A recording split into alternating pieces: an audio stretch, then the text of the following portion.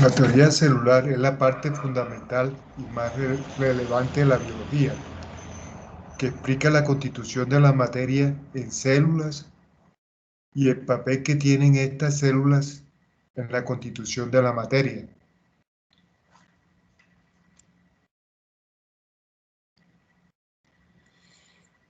Los objetivos que se deben alcanzar son comprender que los seres vivos están formados por células, comprender los postulados de la teoría celular,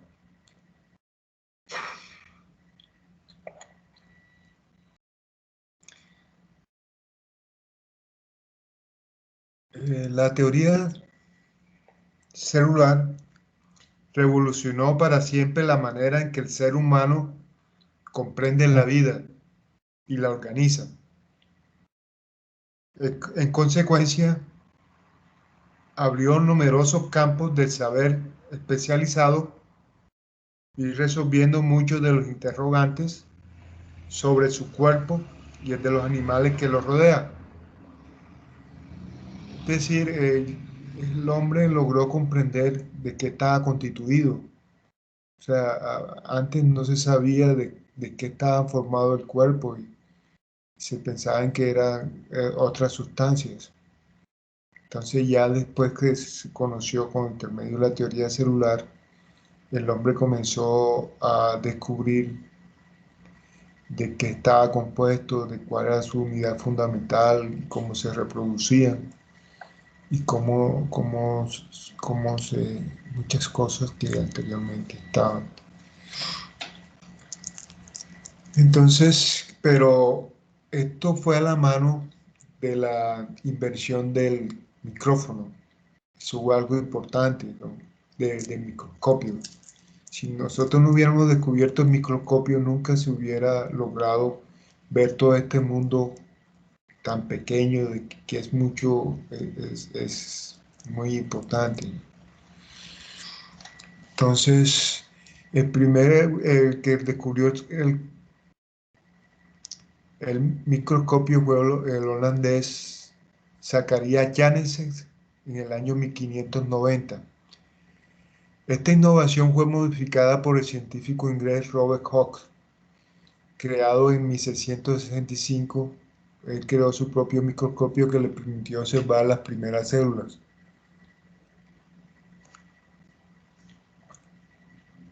Entonces, él los observó a microscopio, comprobó que en los seres vivos aparecen unas estructuras elementales a las que llamó células. Fue el primero en utilizar este término. Hooke empleó un sencillo microscopio construido por él mismo para observar una lámina de corcho y ver que estaba formado por una serie de celdillas similares a un panal de abejas a las que llamó células. Estas fueron las celditas, las celdas que él descubrió. Entonces, él llamó las células que vienen del latín celdas, que significan habitación pequeña, porque él se le asemejaba a las habitaciones de los monjes, que eran habitaciones muy pequeñas, muy pegaditas. Entonces, por eso le dio el nombre de célula. Este es el microscopio que él usó, sí, un microscopio que él mismo diseñó, sí, donde hacía sus observaciones. Y dibujó en un libro que se llama Micrografía, dibujó todas las observaciones que tenía. Entonces, a él se le atribuye el descubrimiento de las células. Sí, el descubrimiento de la célula que es, y le dio el nombre. Posteriormente, él apareció el nombre de la célula, ya no se le llamaba a pequeñas, a pequeñas habitaciones, ¿no? Sino que se le colocó el nombre, se le dio un significado, que la célula que es la unidad más pequeña de todo ser vivo, que es capaz de realizar las funciones vitales. Es decir, que las células pueden, nacen, crecen, se reproducen, también reaccionan a estímulos y mueren. Sí, entonces es un pequeño organismo que es fundamental.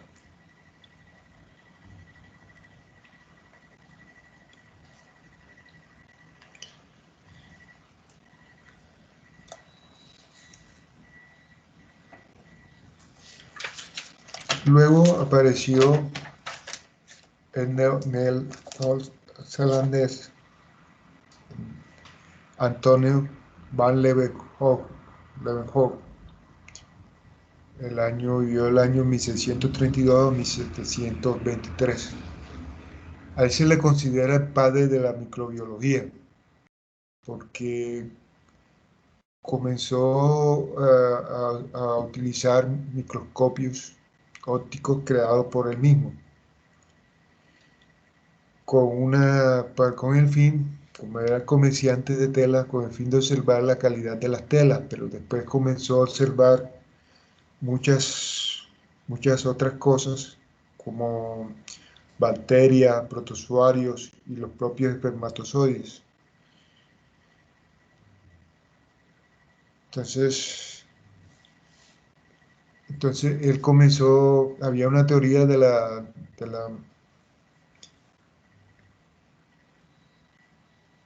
generación espontánea, entonces comenzó a darle los primeros golpes a esa teoría.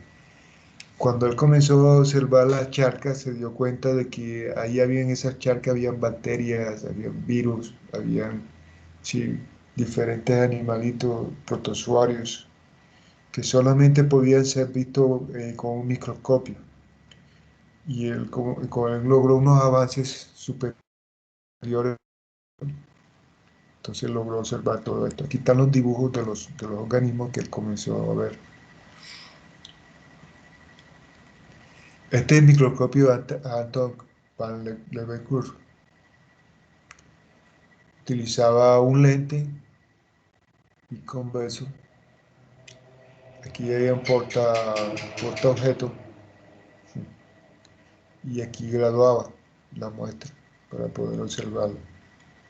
Este es, estos son los microscopios que él usaba.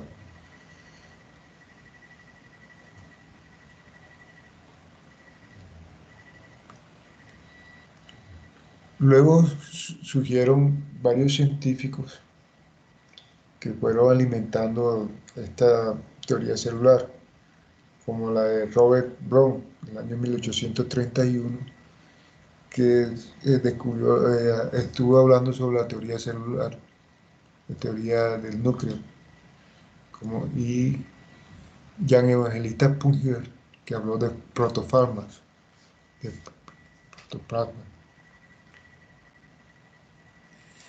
Estos grandes investigadores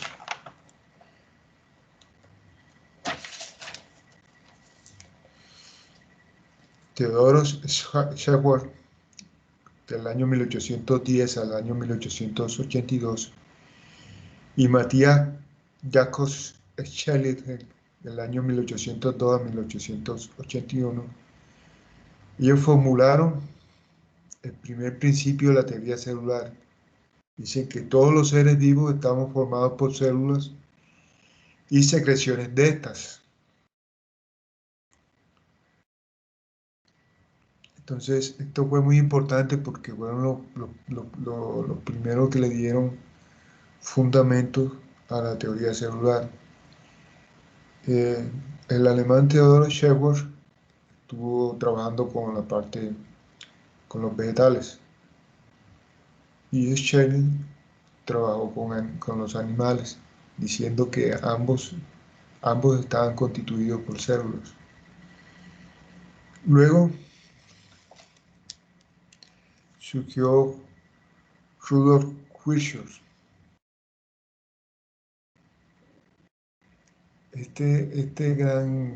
Él nació el 13 de octubre de 1821 en Chemnitz, Alemania, y muere el 5 de septiembre del año 1902 en Berlín, República Federal de Alemania. Él comenzó a investigar con la parte del cáncer, ¿no? de las células, estudios sobre citogénesis de los procesos cancerosos. Y comenzó a observar que las células se dividían, ¿no? Y daban origen a otras dos células iguales. Entonces él llegó a la conclusión que las células surgen de células persistentes, o sea que de una madre da origen a otras dos células. Ese proceso se llama el proceso de mitosis, ¿sí? En el cual de forma asexual una célula se divide en otras dos idénticas, estas dos células idénticas, y cada una lleva parte del cromosoma de la célula madre, que dan origen a dos células idénticas. Entonces, este aporte que dio es muy importante.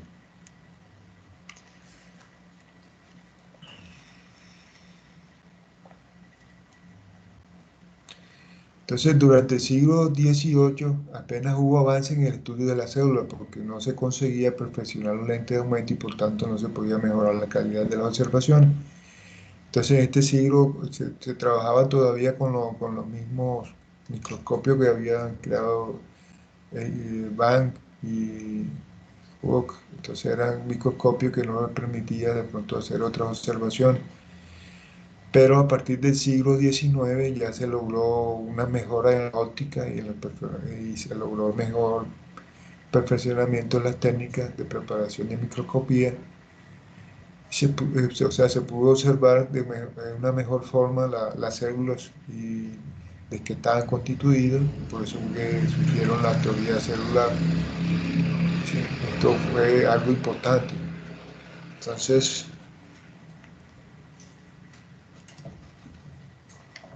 haciendo un estudio de los enunciados de la teoría celular,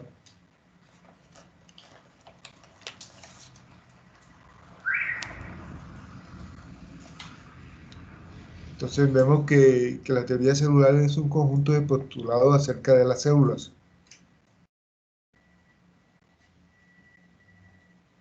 las cuales se aplican en todos los seres vivos y que junto a los conocimientos actuales puede resumirse en los siguientes puntos.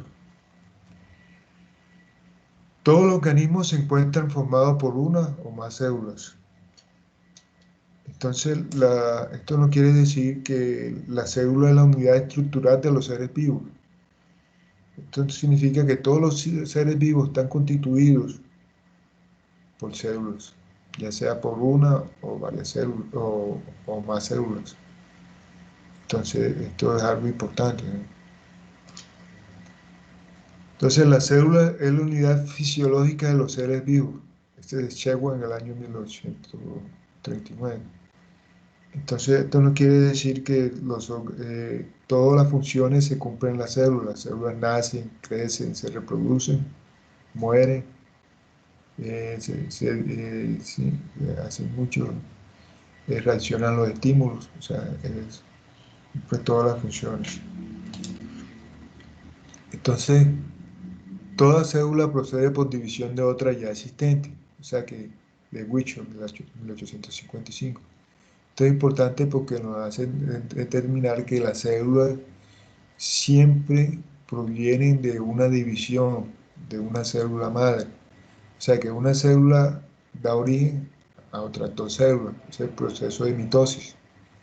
¿Sí? Entonces es un tipo de reproducción asexual en el cual las células se dividen y dan origen a dos células idénticas. Eso es alguna parte muy importante, ¿no? Entonces, eh, cuarto, el material hereditario conteniendo las características genéticas de una célula pasa de la célula madre a la hija. Entonces siempre va a ser el mismo material genético, ¿no? Que va a pasar de células madre a las células hija. Porque los cromosomas son idénticos y se dividen por la mitad. Entonces van a ser casi van a tener las mismas características genéticas.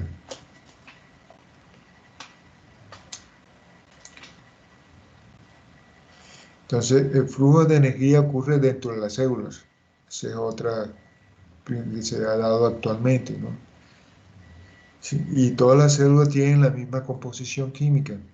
Ese es otro postulado que ha surgido. Entonces, no importa si se trata de bacterias, de una planta o de sí mismos, como se mencionó al inicio de este tema, todos los seres vivos estamos compuestos por el mismo tipo de sustancias químicas, solo que en proporciones diferentes. Entonces, otras aportaciones que han hecho a la teoría celular diversos investigadores son, por ejemplo, Johann Buchenwald. En el año 1839 describe el citoplasma. Edward Strasburger, en el año 1879, describe la división celular en células vegetales. Y Walter Fleminger, en el año 1880, describe la división celular en células animales y la denominó mitosis.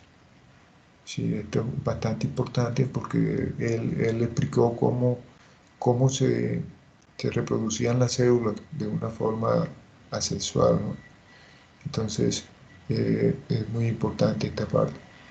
Wien van der Werf, en el año 1890, describió unos filamentos nucleares durante la mitosis y los denominó cromosomas.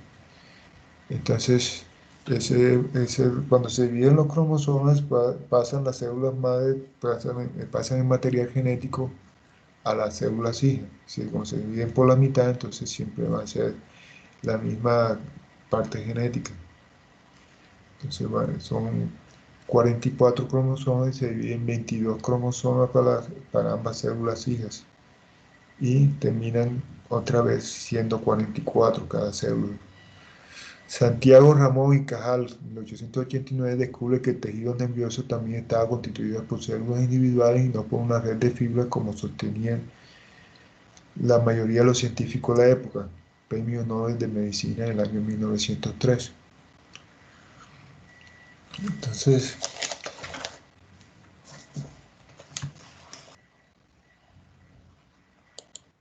La célula es la presencia más pequeña a la que podemos llamar vida.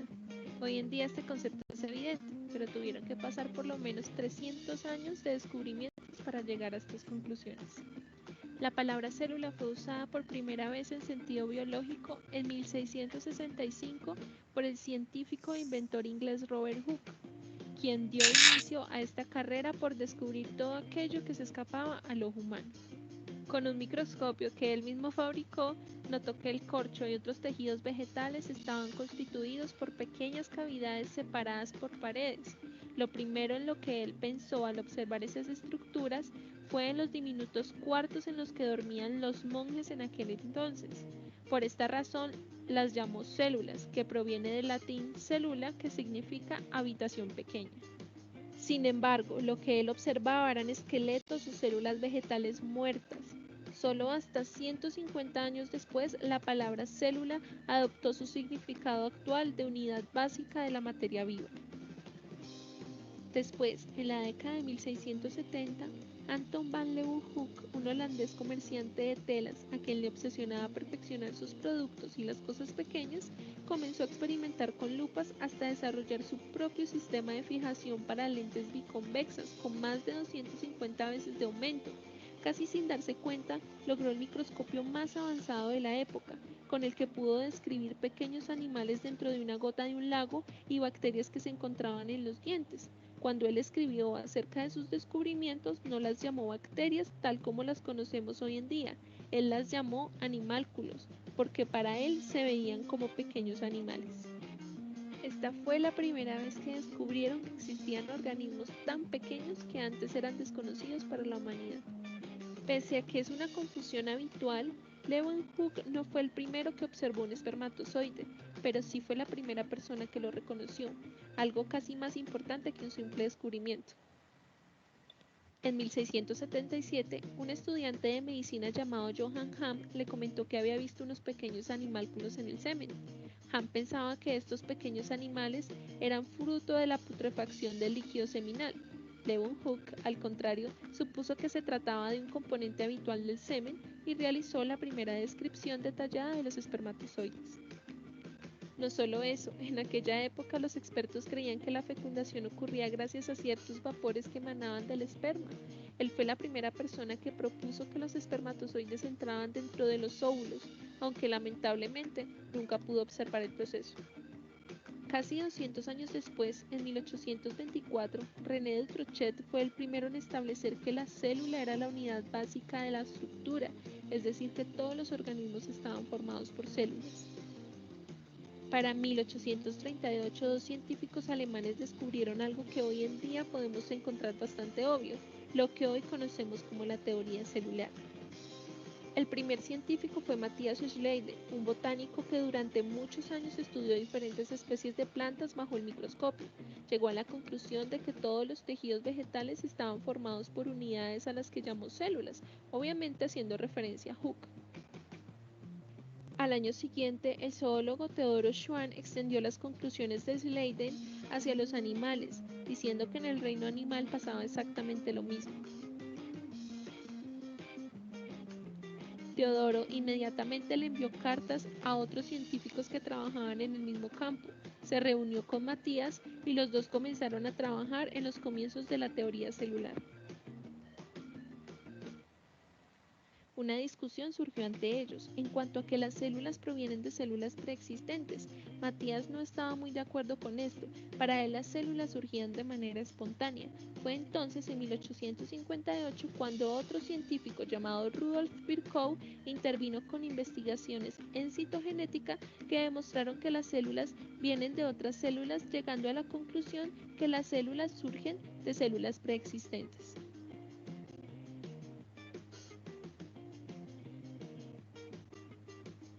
Por lo tanto, a partir de todo esto, la teoría celular, tal como se considera hoy, puede resumirse en 4 posiciones. Primero, absolutamente todos los seres vivos están compuestos por células o por segregaciones de las mismas. Los organismos pueden ser de una célula, unicelulares, o de varias células, pluricelulares. Es decir, que la célula es la unidad estructural de la materia viva y una célula puede ser suficiente para construir un organismo. Segundo, absolutamente todas las funciones vitales giran en torno a las células o su contacto inmediato. La célula es la unidad funcional de la vida. Cada célula es un sistema abierto que intercambia materia y energía con su medio. Tercero, todos los seres vivos se originan a través de las células. Las células no surgen de manera espontánea, sino que proceden de otras anteriores.